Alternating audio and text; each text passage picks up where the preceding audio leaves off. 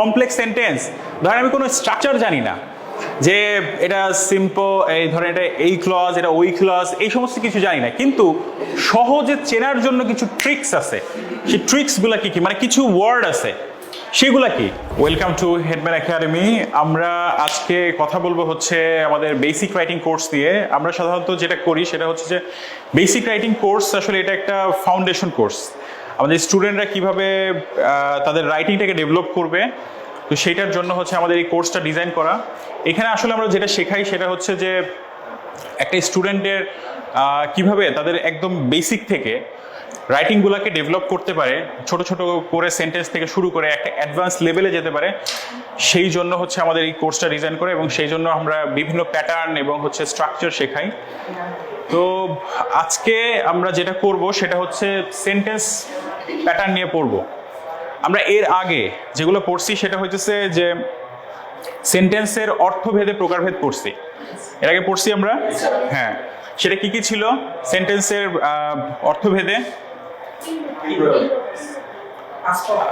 অর্থভেদে হচ্ছে 5 প্রকার, আর সেন্টেন্সের স্ট্রাকচার ভেদে 3 প্রকার। সেটা কি কি?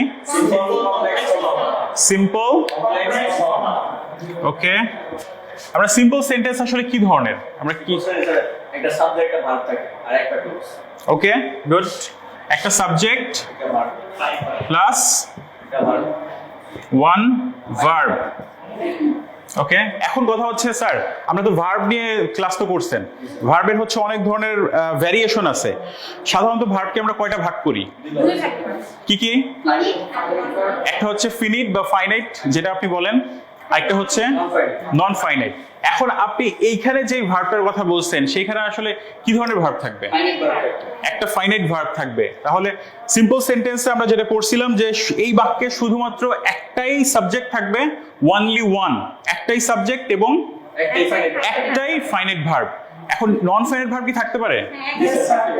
থাকলে থাকতেও পারে, একাধিকও থাকতে পারে, নাও থাকতে পারে। ওকে, কেউ একজন আমাকে একটা সেন্টেন্স বলেন। স্যার আপনি। Sir, I often go shopping with my friends. Okay,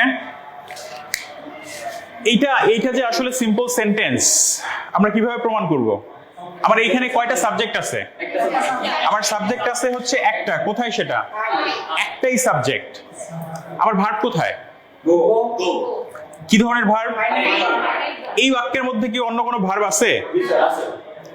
verb আছে তো ফাইনিং আছে, ফাইনিং আছে, নট ফাইনিং ভার্ব আছে। ওকে, গুড। সেটা কোথায়? শপিং। শপিং। এইটা হচ্ছে আসলে আমরা যখন পড়ছিলাম এটার প্যাটার্নটা, নন ফাইনের মধ্যে কয়টা প্যাটার্ন আছে বা হচ্ছে কয়টা ভেরিয়েশন আছে? তিনটা। কি কি? পার্টিসিপল আর ইনফিনিটিভ।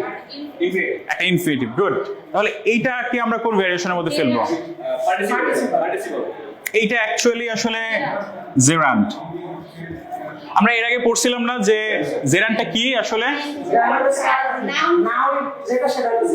ওকে, যদি আমরা আমাদের ভার্বের সাথে একটা আইএনজি যোগ করি এবং সেটা যদি নাউনের মতো কাজ করে, তখন সেটা কি? জেরান্ড। ওকে, এইখানে এটা কি আসলে আমাদের নাউনের মতো কাজ করতেছে? I often go for shopping. কিসের জন্য যাই?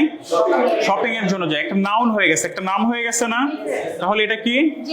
জেরান্ড। এবং এটা হচ্ছে একটা ফাইনাইট না non finite? Non finite. Alright, এই জিনিসটা কি আসলে? এক্সট্রা ইনফরমেশন বা হচ্ছে এক্সটেনশন বলতে পারি আমরা। আচ্ছা ঠিক আছে, তাহলে সিম্পল সেন্টেন্স নিয়ে আমাদের কোনো ঝামেলা আছে? সেখানে কি কি থাকবে? একটাই সাবজেক্ট, একটাই ফাইনাইট ভার্ব, নাও থাকতে পারে। Okay, let's move on to the second one, complex. কি ধরনের বাক্য এটা? এটার মানে কি? জটিল বাক্য। জটিল বাক্য। আচ্ছা, এখন এই জটিলের মধ্যে যত প্যাচ ঘোষ নাকি? হ্যাঁ, কমপ্লেক্সের মধ্যে সাধারণত আমাদের কি কি থাকে? আমরা কি কি পড়ছিলাম? দুইটা ক্লজ থাকে। এই দুইটা ক্লজের মধ্যে কি কি ক্লজ থাকে আমরা একটু বলি। একটা ইন্ডিপেন্ডেন্ট ক্লজ, এই দুইটা মিলে সাধারণত আমাদের কি ধরনের সেন্টেন্স হয়? কমপ্লেক্স সেন্টেন্স হয়। আচ্ছা, কেউ একজন আমাকে একটা এক্সাম্পল বলেন। Sir. I feel so good when I sit in my room. মানে কি স্যার এটা? মানে যখন আমি আমার রুমে বসি তখন আমি খুব ভালো ফিল। ভালো ফিল তো করবেনই, তখন তো বসে বসে মোবাইল টিপা যায় নাকি? আচ্ছা, I feel so good when I sit in my room. Okay, আমি হচ্ছে আমার এটা যে কমপ্লেক্স সেন্টেন্স, প্রমাণ কি? Dependent clause আর independent clause। কোনটা ইন্ডিপেন্ডেন্ট আর কোনটা ডিপেন্ডেন্ট? প্রথম হলো First হচ্ছে আপনার independent আর তারপর dependent clause। কোন পর্যন্ত নিব আমি? I feel এই পর্যন্ত, দেন তারপর final room। এইটা হচ্ছে আমার Dependent clause। Dependent clause. এখন আমরা ক্লজের মধ্যে পড়ছিলাম না যে ক্লজের মধ্যে আসলে কি কি থাকে সাধারণত। একটা ক্লজের মধ্যে আমরা পড়ছিলাম যে একটা সাবজেক্ট থাকে, একটা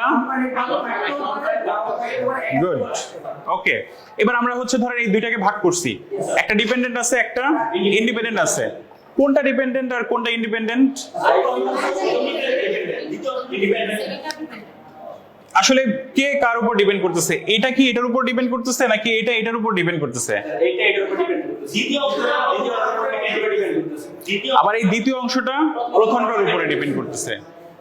দ্যার ইজ কমপ্লেক্স সেন্টেন্স। যে আই ফিল সো গুড এটার পরে যদি সাধারণত আমরা একটা ফুল স্টপ দিয়ে দেই, এটা কমপ্লিট সেন্টেন্স হয়ে যেতেছে, রাইট? আচ্ছা, কিন্তু যদি when I sit in my room এইখানে যদি দুই পাশে দুইটা ফুল স্টপ থাকে, তাহলে কি আসলে এটা সেন্টেন্স হয়? মিনিং দেয় না, আকাঙ্ক্ষা থেকে যায়। এক্স্যাক্টলি, আকাঙ্ক্ষা থেকে যায়। তাহলে কিন্তু দুইটা তো দুইটা ক্লজ, দুইটা ক্লজের মধ্যে সাবজেক্ট আছে আমার, ফাইনাইট ভার্বটা কোথায়? ফিল হচ্ছে আমার ফাইনাইট ভার্ব, এটা হচ্ছে আমার সাবজেক্ট। ওকে, ফাইনাইট ভার্ব। এই জায়গার মধ্যে সাবজেক্ট কোথায়? এইটা হচ্ছে আমার সাবজেক্ট, এইটা হচ্ছে কি ফাইনাইট ভার্ব। গুড। কমপ্লেক্স সেন্টেন্সের মধ্যে কোনো ঝামেলা আছে আমাদের? তার মানে আমরা তো জানলাম কি কমপ্লেক্স সেন্টেন্সের মধ্যে কি কি থাকে, একটা ডিপেন্ডেন্ট ক্লজ, ইন্ডিপেন্ডেন্ট ক্লজ। এখন কথা হচ্ছে এই যে ডিপেন্ডেন্ট ক্লজটা আমার এখন, এটা তো পরে বসছে, এই অংশটা কি সামনে বসতে পারে? হ্যাঁ, ওকে। যদি এটা আমরা সামনে বসাই, দেখেন তো সেন্টেন্স হয় কিনা। এই সেন্টেন্সটাই হইতেছে। আচ্ছা, এবং তখন কি করব? এক্স্যাক্টলি, এই তো আপনার ব্রেন তো দেখি আইনস্টাইন, একটা কমা, তাই তো আমরা এর আগে পড়ছিলাম। আচ্ছা, এখন কথা হচ্ছে জানেন আমরা যে কমপ্লেক্স সেন্টেন্স, ধরেন আমি কোনো স্ট্রাকচার জানি না, যে এটা সিম্পল, এই ধরেন এটা এই ক্লজ, এটা ওই ক্লজ, এই সমস্ত কিছু জানি না, কিন্তু সহজে চেনার জন্য কিছু ট্রিক্স আছে। সেই ট্রিক্স গুলা কি কি, মানে কিছু ওয়ার্ড আছে, সেগুলা কি? when, so, but, miss, আসলে কি কি? when, w's ওয়ার্ড গুলা, আর কি কি থাকে? after, if, okay, before, Who, which, তারপর that, so, আমরা যদি একটা বাক্যে একটা হচ্ছে ধরেন কথাই বলি, তাহলে কিছু wh ওয়ার্ড গুলো সাধারণত যেই সেন্টেন্সের মধ্যে থাকে সেটা, এবং if, এই যে আনটিল, আনলেস, দো, অলদো, এই সমস্ত ওয়ার্ড গুলা লিঙ্কার হিসেবে যেই সেন্টেন্সের মধ্যে কাজ করে, সেটাকে আমরা দেখলেই বুঝবো যে এটা কি একটা কমপ্লেক্স সেন্টেন্স। ঠিক আছে? ওকে, এটা নিয়ে কোনো সমস্যা আছে বা ডাউট আছে কারো? ওকে, আমরা কম্পাউন্ড সেন্টেন্সে যাই। কম্পাউন্ড সেন্টেন্সে আমরা এর আগে পড়ছিলাম, তাই তো? স্ট্রাকচারটা কেমন? স্যার দুইটি ইন্ডিপেন্ডেন্ট ক্লজ থাকবে। দুইটা ইন্ডিপেন্ডেন্ট ক্লজ থাকবে, মাঝখানে একটা কনজাংশন দ্বারা যুক্ত হবে। Okay, example mister Steve Rogers. Sir, I'm going to the restaurant and I want some groceries. I went to the store And buy some groceries. And I bought some groceries. ওকে, এইটা যে compound sentence, প্রমাণ কি?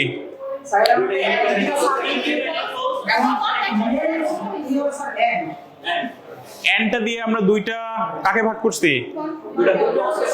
দুইটা মূল ক্লজকে। এই দুইটা clause কি কি আসলে? Independent clause. ঠিক আছে, তো এই ইন্ডিপেন্ডেন্ট ক্লজের মধ্যে যেন কি থাকে? একটা সাবজেক্ট। ফাইনাইট ভার্ব কোথায়? এখানে ফাইনাইট ভার্ব কোথায়? পয়েন্ট হচ্ছে আমার কি ফাইনাইট ভার্ব। এইখানে আমি তো সাবজেক্টই দেই নাই। আমার সাবজেক্ট কি করছি বলেন? Replace করতে দিস। এই জায়গার মধ্যে সাধারণত কি আমরা এইভাবে দিতে পারি, অথবা যেহেতু হচ্ছে আমার এই সাবজেক্টটা সেম, এই কারণে আমরা এটাকে অমিট করে দিতে পারি, তাই তো? ক্লিয়ার? অলরাইট, তাহলে এটা আসলে কি ধরনের ভার্ব? তার মানে কম্পাউন্ড সেন্টেন্সে সাধারণত কয়টা ফাইনাইট ভার্ব থাকতে পারে? অ্যাট লিস্ট কয়টা? দুইটা ফাইনাইট ভার্ব থাকবে এবং দুইটা সাবজেক্ট থাকবে, একাধিক থাকতে পারে। ওকে, কিন্তু মূল কথা হইতেছে ধরেন এরা আসলে কনজাংশন দ্বারা হচ্ছে কি হয়? যুক্ত হয়। মোস্ট অফেন যেটা থাকে সেটা হচ্ছে এন্ড, অর এবং বাট। এই তিনটা সবচেয়ে বেশি থাকে। আচ্ছা, তাহলে কোনো সমস্যা আছে এটাতে কম্পাউন্ড সেন্টেন্সে? ওকে, সো আমরা হচ্ছে এইভাবেই আমাদের ক্লাসগুলো নিয়ে থাকি। সাধারণত সেন্টেন্সের উপর হচ্ছে আমরা অনেক বেশি জোর দিই, এবং হচ্ছে কিভাবে সেন্টেন্সগুলোকে শিখে, সেন্টেন্সের প্যাটার্নগুলোকে শিখে, গ্রামাটিক্যাল এরর ফ্রি করে আমরা কিভাবে সেন্টেন্সগুলোকে লিখতে পারি, সেটাই হচ্ছে আমাদের ক্লাসগুলোতে শেখানো হয়। তো থ্যাঙ্কস ফর ওয়াচিং।